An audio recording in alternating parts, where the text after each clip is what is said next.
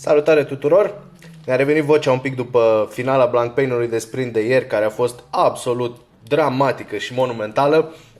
Începem săptămâna cu ceva foarte rar în România, cu o lansare de carte. Avem în sfârșit o apariție editorială tocmai în domeniul care ne pasionează pe noi, în domeniul motorsportului. Iată o carte scrisă de Nicolae Cosmescu, autor al mai multor lucrări de specialitate, cu accelerația la planșeu, deceniul lui Fangio și alte lucrări pe care le-am devorat de-a lungul timpului.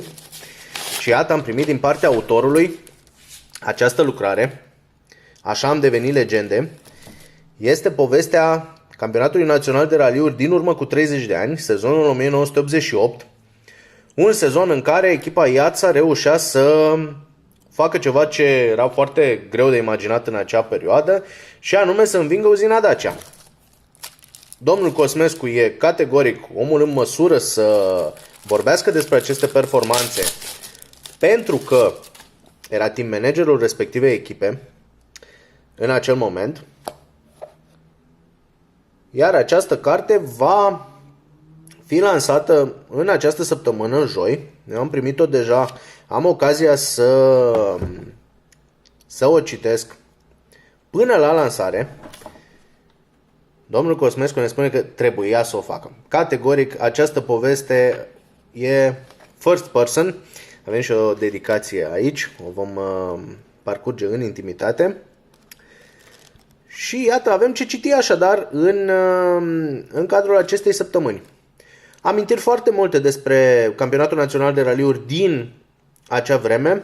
Sunt sigur că poveștile vor fi la fel de agreabile ca și articolele domniei sale din acest domeniu. Îmi amintesc materialele pe care le-a împărtășit cu mine despre diverse personalități ale raliurilor de odinioară. Și mă bucur foarte mult să văd că, iată, mai apare această lucrare pe temă. Avem nevoie de ele. Iată, avem și o galerie a campionilor la sfârșit, în momentul în care am ieșit din comunism și au început anii 90. A fost o tranziție, un schimb de generații foarte interesant. Unele dintre aceste nume le cunoaștem foarte bine, iar pe celelalte avem ocazia să le descoperim în lucrarea de față.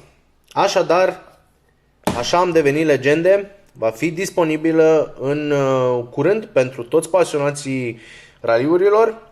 Vom face o recenzie acestei cărți, o vom găsi pe site-ul nostru pitstops.ro în cele ce urmează. La revedere!